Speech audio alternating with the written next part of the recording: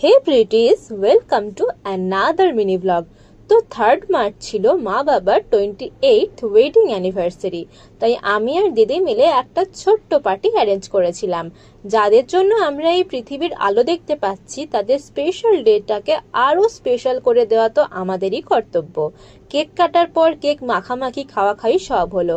আর বাবা কেক খাওয়ানোর পর ভেবেছিলাম মাও হয়তো খাওয়াবে, কিন্তু রুট চেঞ্জ করে সেটা চলে গেল দিদির দিকে।